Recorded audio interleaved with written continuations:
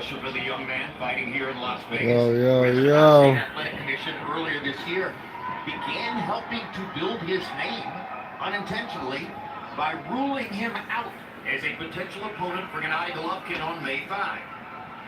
There was talk putting him in with Golovkin when Golovkin was looking for someone else to fight. After the fight with Canelo fell through on May 5, and the Nevada State Athletic Commission said, no, you can't possibly put him in against Golovkin. We won't sanction that bout. He's too inexperienced. And by the way, Roy Jones, you and I agreed on the air that that was the right thing to do, particularly because he's never yet weighed in as a middleweight. Yeah, it was the right thing to do because he hasn't weighed in as a middleweight. We saw what happened when Canelo went in against Floyd too early. He got taught a boxing lesson. But if he hadn't happened later, 4 years later in his career, it could have been a really competitive fight. However, Munguia is one of those guys who already is way ahead of, I think, where Canelo was at that time. But he didn't need that big fight at that early or that point of his career. But you know what it shows, as it showed with Canelo, who took the Floyd fight, Munguia wanting to fight Triple G, is these guys have the attitude that they're not scared. The fighter themselves, whatever the promoter or the manager says, the fighter wants to fight everyone and anyone, and that's a very good sign. Munguia with a left hook to the body that is a little bit below the belt line. He immediately moves in, says keep him up, but the punch did damage, and that's what Munguia was looking for. Brandon Cook swinging over the top. Y'all tell everybody I'm about to have a fight right here. Everybody can watch it free, live. Just like and subscribe. Weight on the back foot at times, trying to stay away from Munguia's power. Now there was the targeted left hook to the body, and you know, as much attention as his pace is a big landing punches upstairs, Roy. I think his left hook to the body is his most impressive weapon. One of his most dangerous weapons he has, Jim, because he's big and he pounds to the body when he throws. So he doesn't throw nothing lightly. He doesn't tap to the body. He bangs to the body, and that's what you want to see out of a guy who comes in the ring as a cruiserweight. Yeah, I think Cook is also being smart at times, trying to drive Munguia back and get inside. But the reason he's in there with Munguia is the belief is that at some point when Munguia hits him, he's going to go. Yeah, and he just hit him with the right hand. And he's caught with a couple of clean body shots in this round. And Cook already looks as though he's trying to find geography. Places where you like it like that, y'all like it like this. As Munguia lands one to the back of the head. So he's in danger of getting penalized for a foul. But Cook is in danger of getting hurt. You're going in this body shot, hard right hand. A series of hard throws. Cook makes it out of the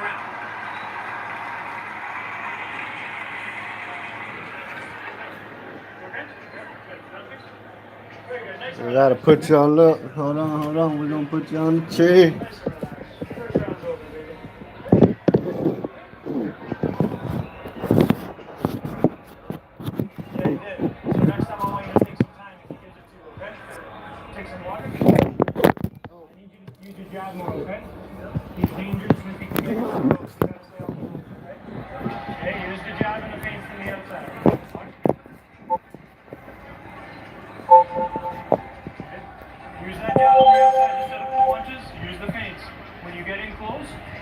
Hi, I'm Vic. You see Munguia coming in with the attack, and a beautiful straight right hand.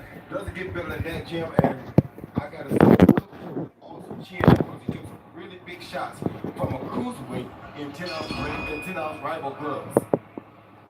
Round two begins. Calm instructions, carefully delivered by Michael Guyette in the corner of Brandon Cook. Total landed in the first round. Y'all like and subscribe, please. And 6 for Cook. So let's see if Cook can get relaxed and generate a little bit more offense. Try to keep Munguia occupied. That's part of the challenge. There he goes, firing to the body. Cook believes in the power in his right hand. Thinks if he hits anyone with it, he can get him to go. And he's not afraid to fight, Max. No. That's why he started boxing, because good uppercut. Uppercut by Munguia backs Cook off.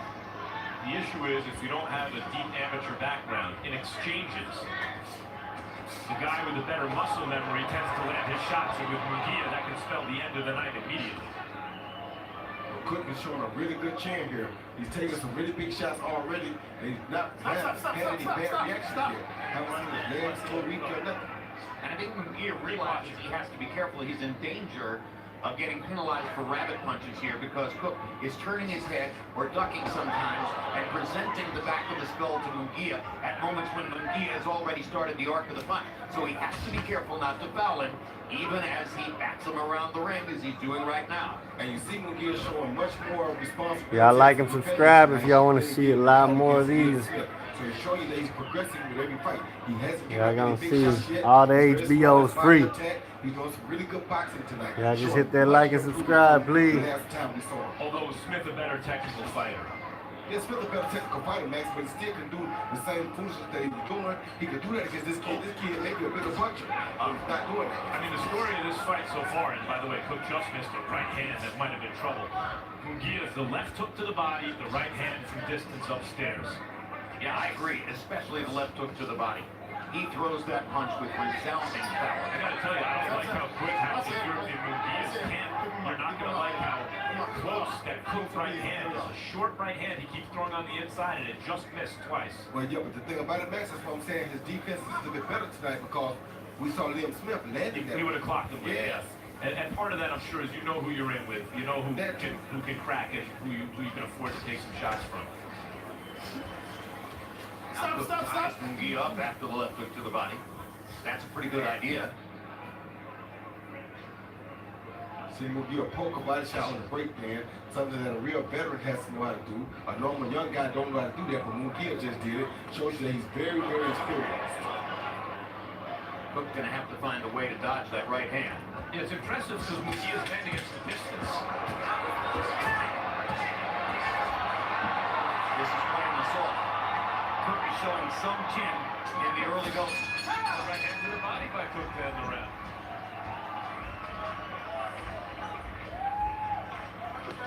Everything's good. Yeah, hit that like and subscribe button.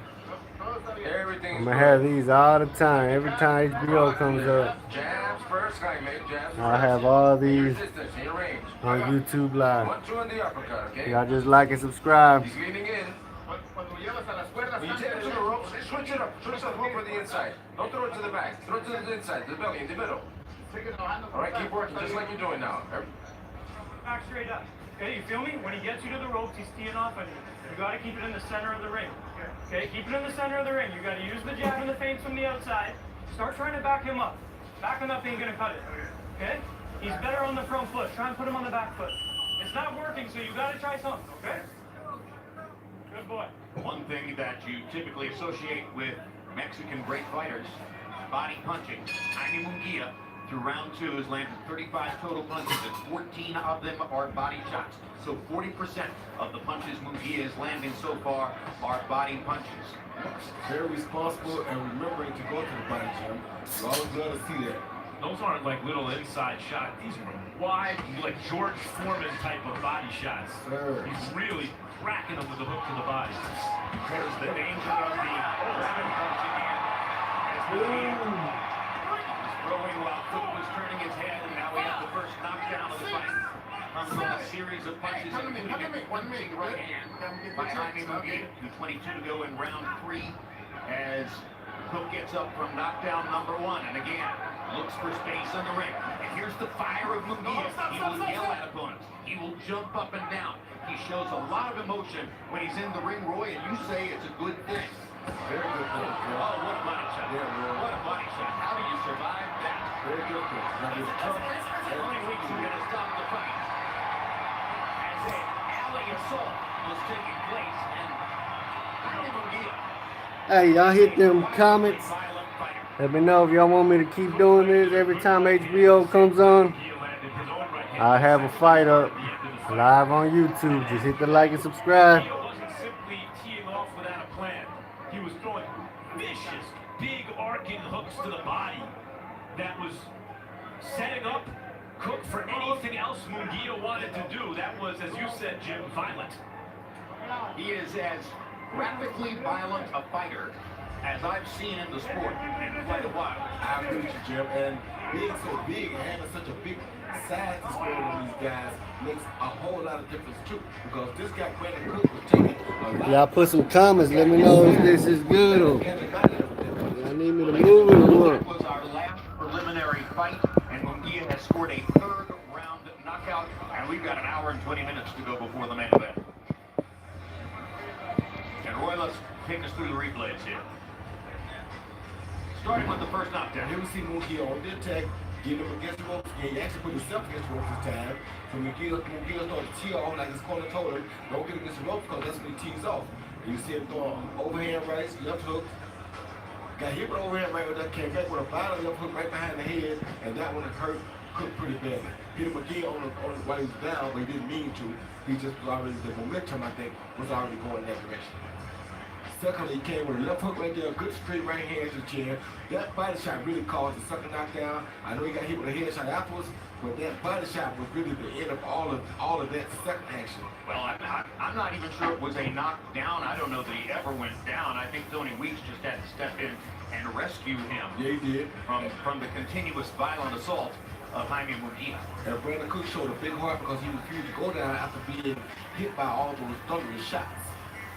So Munguia gets another knockout win. That is knockout number 26 among his 31 consecutive victories. And let's hear the particulars from Joe Martinez.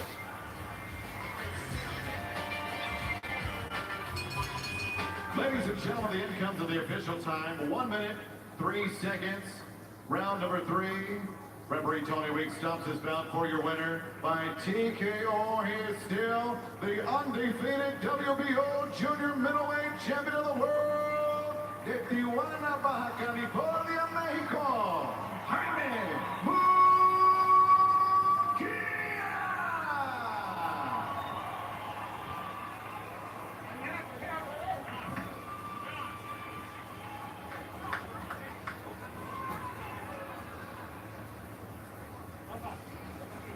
Well, let's take a look at final combat box numbers, which will be one-sided in favor of Jaime Munguia. He lands 30 more punches. He throws 81 more punches. He lands at a not too enormously impressive 29%, but he is not a controlled boxer. He's not gunning for extremely high accuracy at this point. He wants to hurt you with every single punch, and he's pretty good at that. Power shots. He lands 36 out of 93. That's 39%. That percentage will probably creep up as he develops more technical craft as he goes along. Cook got in a couple of good right hands, landing 12 out of 55 overall. But at the end of the day, it's hard to keep your eyes off of Jaime Munguia when he goes on the attack because he is an attacking fighter. And here is Max Kellerman with Jaime Munguia. Congratulations, Jaime, on a very impressive knockout win. In your previous fight against Liam Smith, you were taking the distance. Tonight you came out, looked like with a better defense, and knocked your man out. Is that more about your development or the opponent you were in with? Yo pienso que fue parte de mi desarrollo. Yo creo que la pelea pasada yo estuve un poco más desconcentrado. Esta pelea entré más tranquilo, pero pues no hay excusas. Entonces creo que me mostré a mí mismo y le mostré al público que puedo seguir adelante. I think it was more or less myself and my development. Basically, the last fight I was a little unfocused. I wasn't focused enough for the fight. But for this fight, I was much more on focus, and it's just part of my development. It was more calmer this time around. As a young fighter, is that because you look so devastating against now I'm forgetting, Saddam Ali, sorry, Saddam, watched him growing up in the Golden Gloves. Saddam Ali, you were so devastating against him. Did you take things for granted against Liam Smith and then get back on track in this fight? Creo que sí, yo creo que estaba pensando solo en el knockout, entonces salí buscando solo el knockout, no me concentré en hacer mi trabajo, pero creo que me sirvió de mucho, aprendí muchas cosas y pues aquí están los resultados. Yes, and I think I was always looking for the knockout and only the knockout, and that was part of the problem. So now I focused a little bit more, and obviously you see the results now. I do. Nevertheless, you dominated from the very beginning of the fight. Your opponent looked overmatched. What do you learn? What do you get out of a fight like this? Yo pienso que en cada pelea uno poco a poco se va viendo las cosas que hizo mejor, las cosas que hizo mal. Creo que eso es el aprendizaje, ver los videos de tus peleas, entonces ahí es cuando te das cuenta de todas las cosas que haces bien y mal.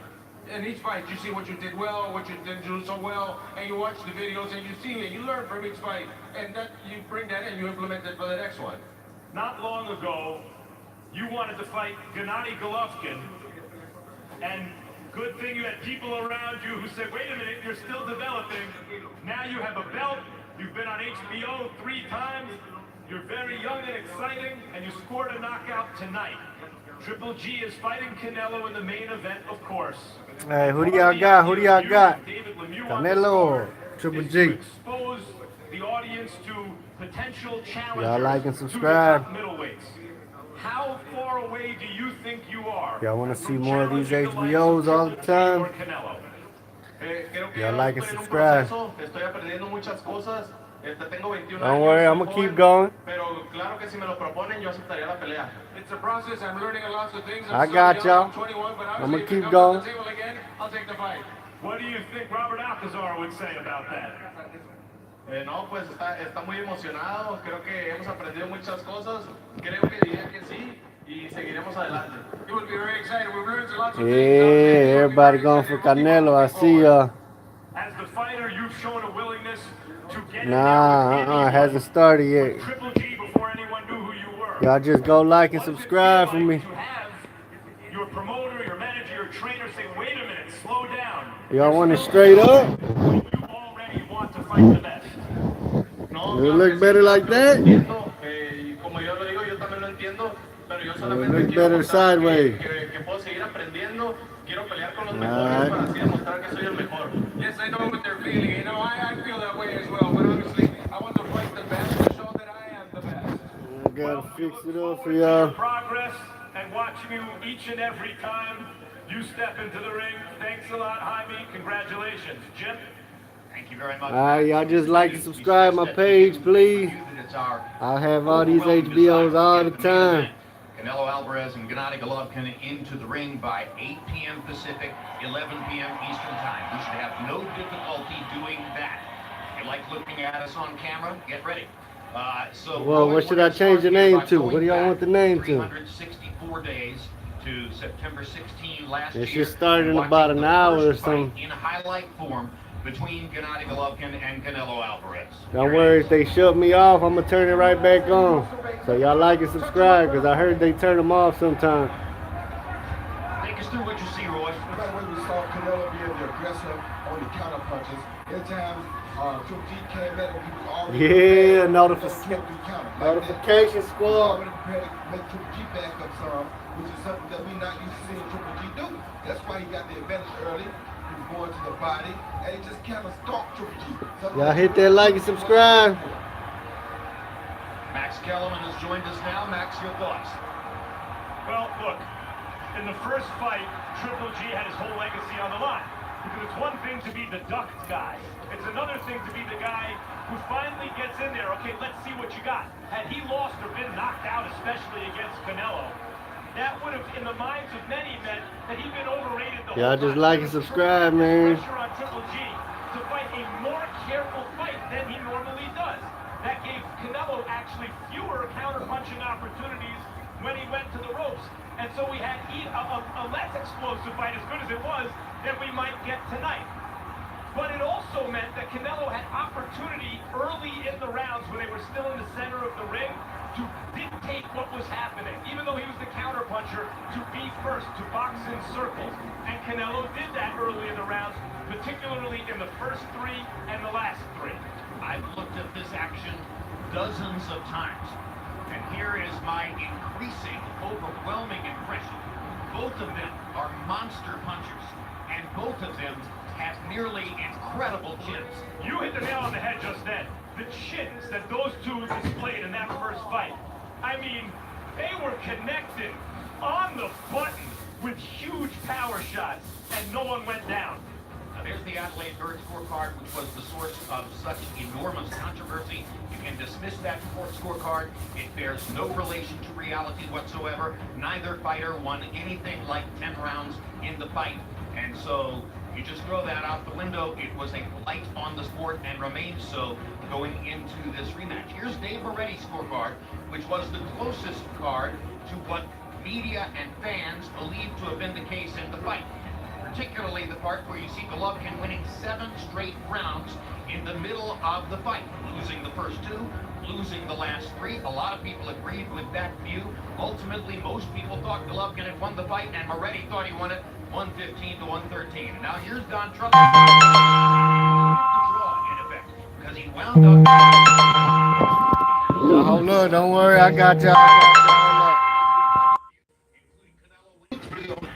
I thought he won round 7. I don't remember if Canelo won the first 3. Hey, y'all like and subscribe, man. Y'all like and subscribe. I heard they like to cut shit off. So if y'all can't find it, that subscribe button will help y'all. Hold on, I'm trying to set y'all up. And almost ran out of the ring. That did not happen. He made the whole white card. He made G become the stalking guy, but who was a boxer first, and Canelo became the power puncher. So because he changed that, made it Triple G change his fight game, I was happy that we got a draw, because here's how I feel. In fights like that, like with Pacquiao and what's the guy Pacquiao fought, Marquez, they fought like 4 or 5 times. We never got a winner until the last fight. All the other stuff in between that is suspicious until that last fight. That's how we want to walk away from middle lane. All right. And Max Kellerman, you've been extremely articulate for the entire past year on the scoring of the first fight, and you've reduced it to a science, really, in your mind, as how you see it. It wasn't a particularly hard fight to score. That doesn't mean there weren't close rounds. But in this sense, Canelo won 2 of the first 3, maybe all 3. Canelo won 2 of the last 3, maybe all 3. Yes, sir. This is the real deal, Holyfield. There you go. So that means Triple G You can tell right there. Y'all let everybody know. Y'all make sure y'all hit that like and subscribe, though. So anywhere 8-4, 7-5, 6-6 is an acceptable score in this fight, meaning it could have been a draw. It's interesting throughout the history of boxing, though, the fighter that generates the most money and is best for business seems to almost always get the benefit of the doubt. Well, you could have had it a draw, and then lo and behold, it winds up a draw for the money fighter. The problem is not only Adelaide Bird's card, which is absurd. You can't get 10 rounds for Canelo, just can't get there. You also can't get the 7th round for Canelo. So it's not that I have a problem with 114, but not because you scored the 7th round for Canelo. I think Triple G won that fight, but if you tell me 6-6 because you gave the first 3 and the last 3 for Canelo, I can't argue with you. We're going to talk about tonight's judges, but just before we do, one editorial comment from this end of the commentary team. I think that one of the things that operated against Triple G in the scoring of the first fight was that in the billing going into the fight, he was seen as the attacking destroyer, and Canelo was seen as the power counterpuncher. And at the end of the day, Golovkin won the first fight, and I believe he did.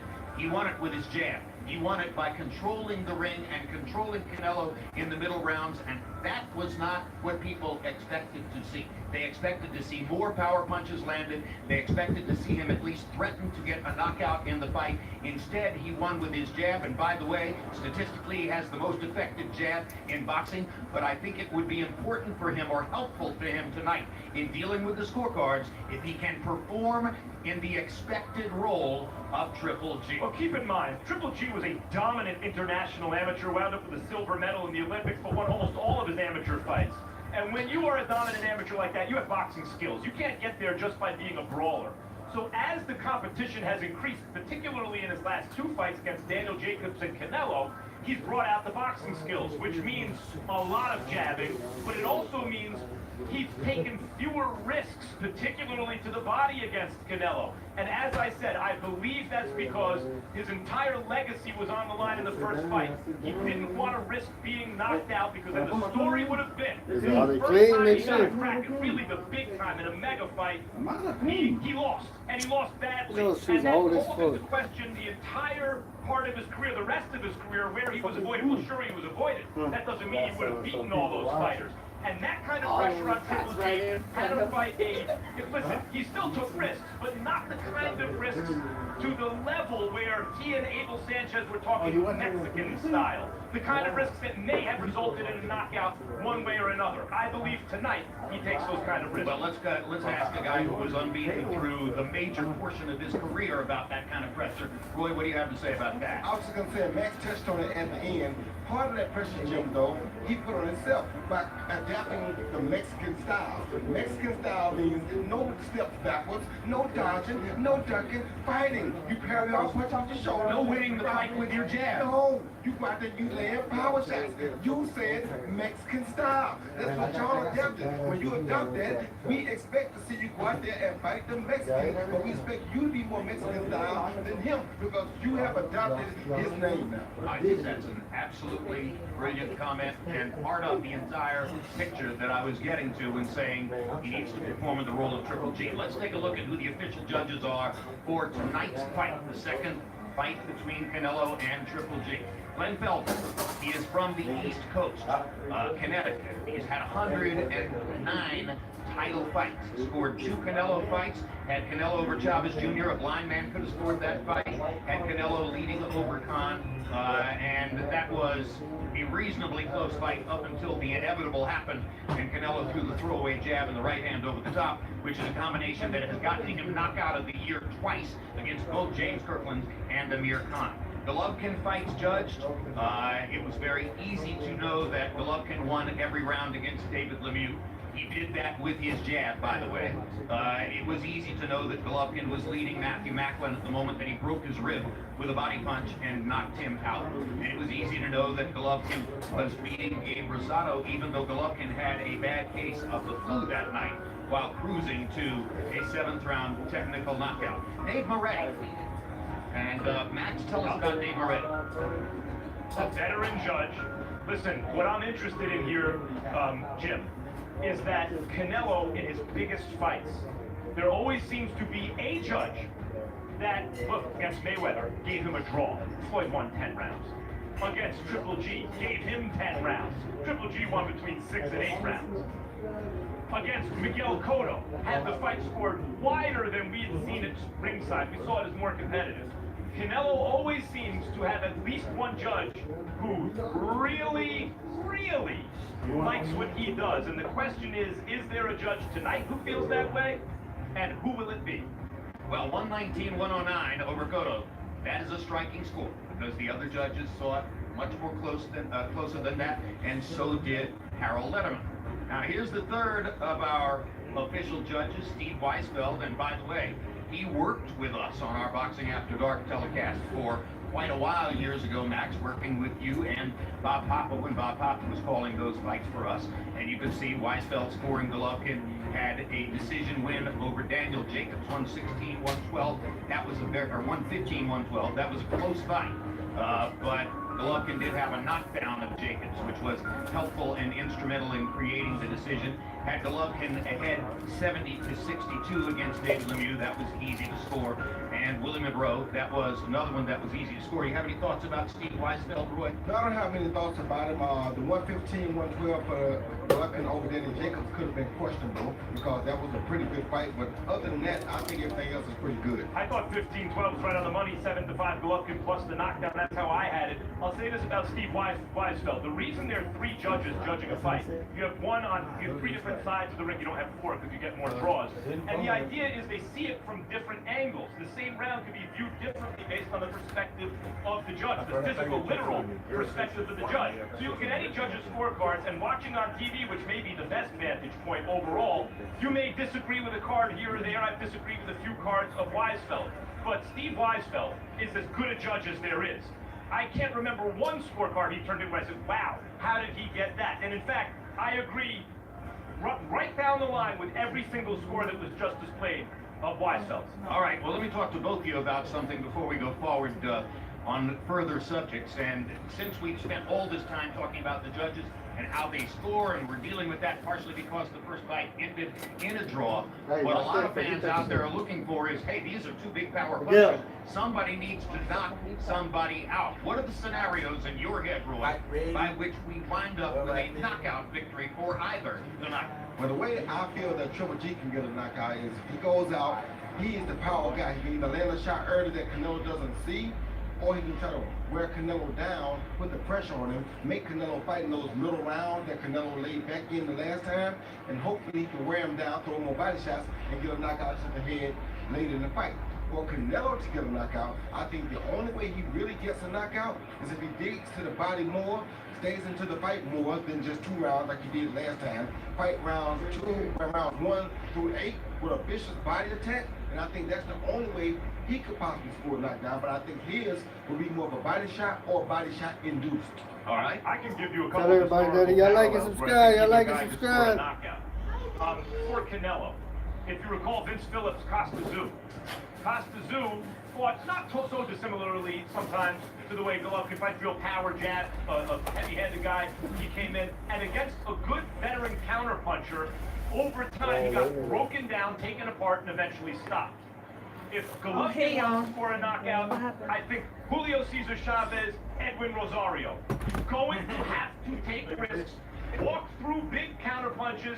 When he gets his man on the ropes, he must put his body on him and keep him there and wear him down and go to the body, which Golovkin failed to do in the first fight. Of course, both these guys are big hitters. Either one is capable of scoring a one-punch knockout, but that's not the way I see it going. For Canelo, wearing him down with the counters and eventually undressing him and stopping him. Hold on, y'all. I gotta change the screen, man. I gotta change that. And eventually breaking his will. That's how we get knockouts in this fight, I believe. How about one fighter or the other falls markedly behind on the scorecard? How do you? Who knows how to change a little? Risk that leads to him getting knocked out. Could you see that happening? Yeah, I can see that happening mainly to Triple G more so than Canelo, because Triple G is not going to lose on the scorecards. How do you change that picture? Where he got a draw, where he thought he won, he does not want to leave it in the judge's hands. I don't know how to change that picture. If he's behind, he's going to go for broke. He's 36 years old. He could be at the end of his career. He don't have time to waste on another draw or a loss. Canelo, on the other hand, wouldn't have to take the same risk if he feels. Hey, who knows how to change the damn picture, man? What I was thinking was, I need to change that screen picture. Who knows how to change it? 8 or 9, you have lost the fight. You must go knock him out. He will take risks that could set up the counter shot. How though? Sure, and that's the thing he avoided in the first fight. He didn't put the same kind of Triple G pressure that he's put. Hey y'all, how y'all change that picture? I hope y'all hit the like and subscribe, cause I'm about to. Y'all hit that like and subscribe, man, cause I need to change that picture to get more views. I don't know. This may be round 13. They saw each other up close fighting. Not maybe as how y'all change the thumbnail? There you go. That's what it is, man. Of their best self. For 12 rounds, they know what to expect. Who knows how to change the thumbnail? Not fear, but trepidation about what the other guy may have, which is man, I need to change the thumbnail, man. And I expect this to be a fight of the year. I just as recently as 30 years ago in boxing, there was no statistical profile. Oh shit, it's going down, it's going down. Baseball or basketball or football, which gave you a statistical profile of what happened in the fight. But in the last 30 years, Bob Canobio and Logan Hobson together developed a system called CompuBox.